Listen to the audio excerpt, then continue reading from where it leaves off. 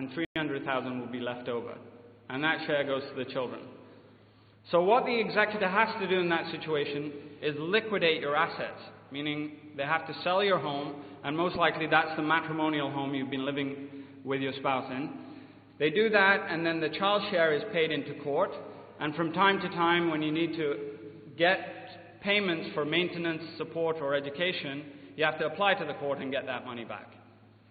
And then finally, when the child reaches the age of 18, then you can apply to the court to get all the money paid out to the child. So on each of these steps, there's costs. There's costs for selling the property that you own, most likely the matrimonial home. There's costs when you pay the money into court to what they call the accountant of the Superior Court of Justice. There's costs when you apply to the court for support payments. And finally, there's costs when you apply to the court for the final payment that's coming out. So the will speaks for you right at the moment of your passing, and it will save you substantial costs, as I've just outlined. So moving right along to the structure of a conventional will. What is required under Canadian law for a valid will? The first thing, obviously, is your name. Right? And after that is the executor, and Brother Badat has already mentioned who the executor is. It's somebody who takes care of your affairs and who implements your will. The third is how you want the assets to be divided. So, who your beneficiaries are going to be. The fourth is, if you have children under the age of 18, you need to appoint a guardian who will take care of them. And finally, you need to have your signature.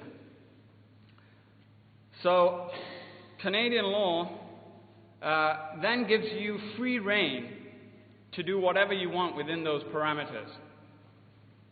Right? We've all heard the story of the millionairess who gives all her estate to her dog, then the children sue, and it gets very messy. And indeed, it's so flexible that there's something called a holograph will. So, what this is you can actually write your will in your own handwriting and sign it, and that's what will apply. Usually this is a situation where, for example, you've got a couple of minutes to live, and you basically get a piece of pen and paper and you write out your will, and the government will recognize that, but a lot of those wills tend to get litigated. A lot of the beneficiaries sue at that time because they don't know what state of mind the writer of the will was in at that time. So, moving now to the structure of a Sharia-guided will. We, of course, under the Sharia also have a lot of freedom, but within certain guidelines. For example, you cannot give your estate to your dog under the Sharia. You can give part of your estate to a Waqaf that takes care of abandoned animals and other charities. But what happens when now Canadian law collides with Islamic law? There are a couple of scenarios. What you have to do is you actually have to specify in your will what shares are going to which people. You cannot generally just say, okay, I'm going to distribute my assets according to Islamic law, because Canadian courts are very wary about this. First of all, they say we're not experts in Islamic law. And secondly, Islamic law is subject to interpretation, which we, of course, believe is a mercy, but judges, unfortunately, don't look at it in the same manner. And I'm going to talk a little bit about an example of the meher.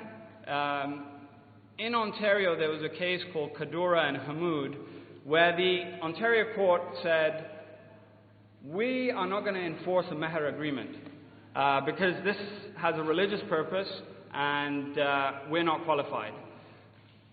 In British Columbia, there was a case called Nathu and Nathu, and the British Columbia courts tend to be more liberal and open-minded. In that situation, they said a meher agreement is like any other contract, so we're going to enforce this contract. But again, if you leave it up to the Canadian courts, it could go either way. So what is allowed in an Islamic will under the Canadian law? The first thing is a preamble. And I've got a beautiful will here from the Muslim Community Foundation of Calgary with calligraphy over here, and this is probably something we're going to use, the formatting we're going to use when we're doing wills for some of you. And there's a preamble in there that I'm just going to read out. So it says here that I bear witness that there is no deity but Allah, the One, the Merciful, the Almighty, Creator of the heavens and the earth and all therein, God of Abraham, Moses, Jesus, Muhammad and all the prophets, mercy and peace be upon them all. He is the one God and has no partner, and I bear witness that the Prophet Muhammad is his servant and his messenger, and the last of all the prophets, mercy and peace be upon them. I bear witness that Allah is the truth, that His promise is the truth, that the meeting with Him is the truth. I bear witness that paradise is truth and that hell is truth. I bear witness that the coming of the Day of Judgment is truth. There is no doubt about it, and that Allah, who is exalted above all deficiencies and imperfections, will surely resurrect the dead of all generations of mankind, first and last and all between them. This is my counsel to my relatives and friends, my Muslim brothers and sisters, and all those who remain after me, that they strive to be true Muslims, that they submit to their Creator, may He be exalted, and worship Him as He alone is to be worshipped, fear Him as He alone is to be feared, and love Him with a complete devotion. Let them obey Him and hold fast to His path. Let them die only in a state of complete submission to His will. I remind them that no man or woman dies before their time. The exact duration of each lifespan is precisely determined before we are born by the all-powerful Creator. May He be exalted. Death is tragic only to those who live their life in self-deception without submitting to the Creator and preparing for the final return to Him. So, do not preoccupy yourself with my death, but instead make proper preparations for your own. So, and then the last clause is quite important for Canadian law, because in that clause you are defining that you want your estate to be distributed according to Islamic law as it fits within pre-existing Canadian categories. And that clause says, finally, I ask that all my relatives, friends and all others, whether they choose to believe as I believed or not, to honor my constitutional rights to these beliefs. I ask them to honor this document which I have made, and not to try to obstruct it or change it in any way. Rather, let them see that I am buried as I have asked to be buried, and let my properties be distributed as I have wanted them to be distributed. So this ends my brief talk. There are just a couple of housekeeping matters that I would like to mention. As part of this will service, we're encouraging people, when they come and see me, to make a donation to the Islamic Foundation of Toronto. If they decide against doing that, then standard charges will apply, which will also, and a portion of that will obviously be donated to the Islamic Foundation. For those going on Hajj, we will prepare their wills before they go on Hajj. And I'm going myself, inshallah, so it would have to be done that way. And for those who remain, their wills would probably be prepared early next year. So with that, I will conclude and hand it over to my brother. Jazakallah khair, Brother Shahzad. Thank you so very much. My brothers and sisters, as you can tell from Brother Shahzad's presentation, which, by the way, was very brief, and he gave you a very broad picture overview of what would be entailed in actually drafting up a document that both respects our Islamic beliefs and actually falls within the context of Canadian law. And so you can imagine that this is not a simple task, but alhamdulillah, we have professionals like Brother Shahzad who would be able to assist you. And the point I do want to make here is that, as I've mentioned earlier, alhamdulillah, he and his firm have made a commitment to provide wills to the membership of the foundation.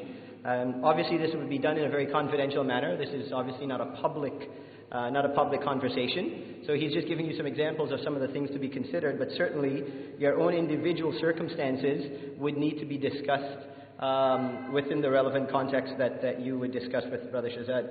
I do want to mention as well, he mentioned very briefly about endowment and awqaf and setting up, donating a portion of your wealth to a waqf. I do want to mention now that the Islamic Foundation of Toronto, alhamdulillah, in taking yet another stance in being a leader within the community, as I mentioned at the onset of this program, is endeavoring right now, is in the process of, with Brother Shahzad's firm, and with the support of Ittihad Securities, which is our firm, of putting together, inshallah, awqaf, meaning putting together a number of endowment funds whereby the believers, yourselves included, in the event that you wish to donate a portion of your wealth, and as the Sheikh has said, you can donate up to 1/3 of your wealth. In the event that you're looking to donate to a cause, to a worthy cause, something that will be sadaqah jariyah for you in the qabr and on Yawm al-Qiyam, inshallah, the foundation, inshallah, once this structure is set up, you will have an opportunity within your will to be able to allocate a certain portion to, as an example, the foundation endowment fund for the management of and the maintenance of the masjid, the endowment fund for the school, the endowment fund for scholarships, the endowment fund for social services. These are structures, inshallah, with Brother Shahzad's resources and with Ittihad, inshallah, in terms of our experience working together, we are, inshallah, working very hard to be able to put these structures in place. And this is something that would be very much complementary to having your wills done, such that you would be able to, inshallah, within your will, and this will be discussed on a confidential basis with Brother Shahzad, is, you would be able to, inshallah, allocate a certain percentage of your estate to the foundation waqf, or to the awqaf, many different ones, or you could choose that, my brother, alhamdulillah, because my kids have benefited from the foundation school, I would like to be able to, upon my death, give a portion of my wealth to the school such that other students may benefit. So there are a lot of, inshallah, opportunities for you when you do your will, beyond your family, to be able to leave something, inshallah, that will be enduring, something that is perpetual, something that will be with you, inshallah, when you meet Allah subhanahu wa ta'ala on that fateful day when we will have no excuse for our actions. And so I wanted to let you know that that is in the works, and the details are being worked out. Inshallah, our firm Ittihad Securities is working very diligently to ensure that the structure would be such that it would be managed in a very prudent way, and obviously managed in a manner that conforms to our beliefs, meaning managed in a manner that allows us to be able to fund the endowment to hold assets which are Sharia guided, which are halal, and which precludes being involved in anything that would not be permissible. So I wanted to give you a heads up on that the foundation, mashallah, they have the foresight to be able to start to plan this process, and they've approached us, and inshallah we'll be working very closely with them and with their counsel, Brother Shahzad Siddiqui, to put the structure in place. And I would encourage you, when you speak to him individually about your wills, you can of course make inquiries about that. As I promised, inshallah, we'll give you an opportunity right now. We'll maybe take 5-10 minutes to address any questions you may have, either for Sheikh Yusuf. So we'll ask Sheikh Yusuf to come to the stage, or Brother Shahzad. If you can just ask the questions, I'll repeat it, and then I'll ask one of the brothers, inshallah, to answer specifically to what was discussed. And then, inshallah, we'll go into Brother Jawad's presentation from the planning side of it, mashallah, and how we would start to think about making sure we have a proper plan in place. So, forgive me if I see my brother, inshallah, Brother Ray Shaw there. He's got his hands up, inshallah. So we'll kind of start from the right side and move our way around. Brother Ray Shaw.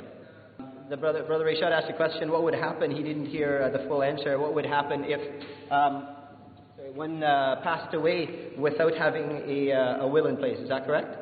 What would the government do, was his question. So, brother, in that situation, the government would appoint an executor. What would happen is the beneficiaries would have to get the estate probated, so they would apply to the court. The court would appoint that executor, and then the distribution of assets would go according to the Succession Law Reform Act. So essentially, the government will make your will through that act. Generally, so the question was, does the government have a preference as to who they would choose, or is it completely arbitrary?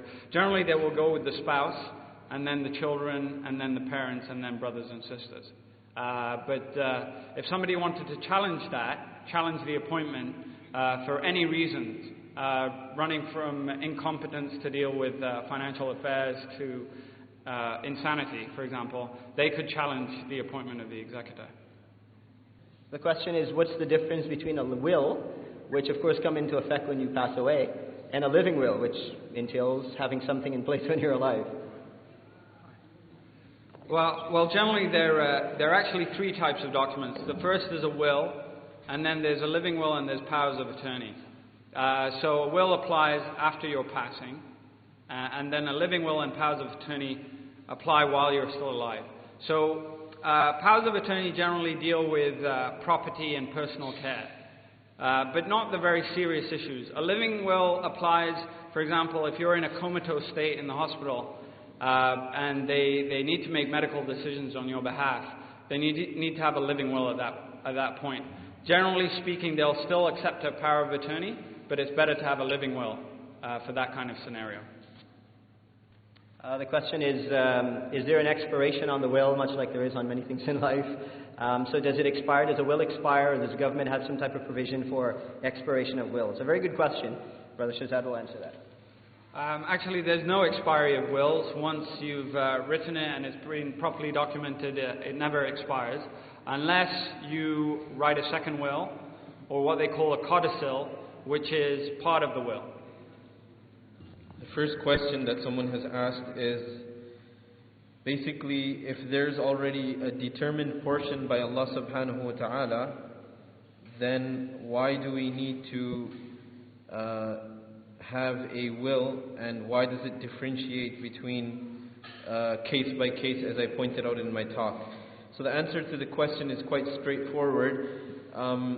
Allah did appoint a share, an allocated share for every individual. For example, 1/3, 1/6, 1/2, as mentioned in the Quran, depending on the circumstance and the situation. But by having, for example, in a family, a parent that is alive or a parent that is not alive, it can change the whole circumstance and the situation. So in one case, it may be that they're getting 1/3, but because of one person being alive or have passed away, that 1/3 can change to 1/6 or a half. So this is why I was mentioning in the talk that every case is different depending on who's alive, in next of kin and children, parents, brothers and sisters. So Allah did appoint every allocated portion. However, each scenario, depending on who's alive and who's passed away, can change the portion that is allocated. The second question is related to a person who's saying that they don't have any children, and if they would be adopting children, then what is the Islamic ruling regarding leaving behind wealth? And there's a second part to this question about children who are breastfed, but I guess they're not their own children. So there are two questions here. To answer the first part of the question is that adopted children are not considered like your biological children. Islamically, because the Prophet ﷺ, he also adopted Zayd ibn Haritha radiyallahu anhu, and Allah speaks about him in the Quran. So when a person passes away, if they have no children, then there are rulings about how that estate and wealth will be distributed in accordance to who's alive from the parents and the brothers and sisters. But if someone has adopted children, then they can make a wasiyah Islamically. They can allocate that 1/3 portion that we were talking about for those adopted children. However, they cannot be considered like biological children, so they won't be entitled to the portion that Allah talks about regarding biological children. Yes, when children are breastfed, so they may not be your children, but they are breastfed. Then because of this breastfeeding, now the rule changes. The Prophet ﷺ says all the rulings that are related to biological children, those same rules will apply to children if they are breastfed. So again, the rulings will change whether those adopted children are breastfed or not. In some circumstances, the parents will make accounts joint with children. And in the event that, say, we have mom and dad and son, and mom or dad passes away, now that's a joint account. So the question is, does that joint account, that entire portion, become the existing spouse? That's the question? Generally speaking, where there's a joint account, the account will go to the other joint account holder. There'll, generally speaking, not be any share that goes to anybody who's outside of that account. And I mean, this has been litigated over and over in the court. So people challenge it. Generally speaking, a parent has to show, for example, that they're making payments through that account and their child is helping them make those payments. And then the spouse will have to say, well, actually, no, that was not occurring, that the parent was just on the account for reasons like saving service charges, banking service charges. That's really why the parent was on the account. They had nothing to do with the account outside of that. So what I would do in that situation is clarify with the bank, both the joint account holders, what is to be done to the account upon the passing of one of the account holders. In the case of the Canadian law, everything is transferred to the other spouse. Now, Islamically, if there's co-owners of in an account of any property or money, then if one of them passes away, then half that portion will be for inheritance, Islamically. So this needs to be clarified when writing the will. Jazakumullah. That's a very good question. The question pertains to, having a number of assets, and of course they change from time to time because some of us are younger, and through our life we accumulate and things, come and go. You're not giving specific assets, you're not listing a specific asset in your will when it comes to the distribution, unless, as an example, a mom has a special ring and she wants to ensure that that special ring goes to her daughter-in-law or her niece or whatever the case may be. And Shazad can talk about how you would incorporate that. But your assets, upon your death, whatever assets those are, form the base of your estate. Whether they were there when you wrote the will, or they came into being sometime later, keep in mind that the will speaks to what your assets are, your holdings are upon death.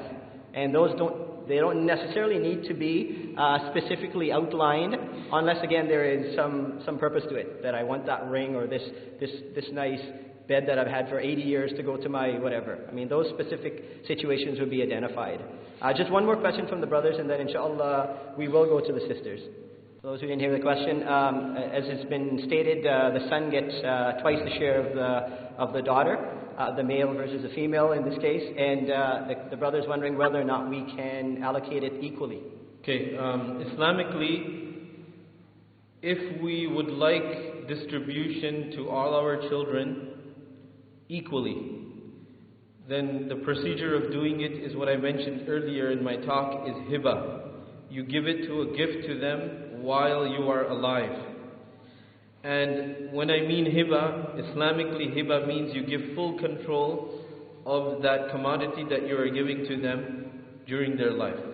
So you would allocate the portion equally and distribute it to them equally, but they have full control of that. But if you are making a will, and if you write in your will that you would like it distributed equally, in the Canadian context, that's what's going to happen.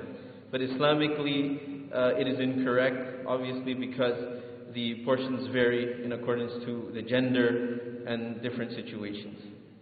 The jewelry of the mother, can the jewelry of the mother be considered an asset, and can it be given only to the daughter? Islamically, everything that a person leaves behind that is a commodity, that is of a valuable nature, it would be included in the inheritance, whether it's jewelry, whether it's gold and silver, whether it's cash, whether it's a property, whether it's land, anything, it's considered as part of the inheritance.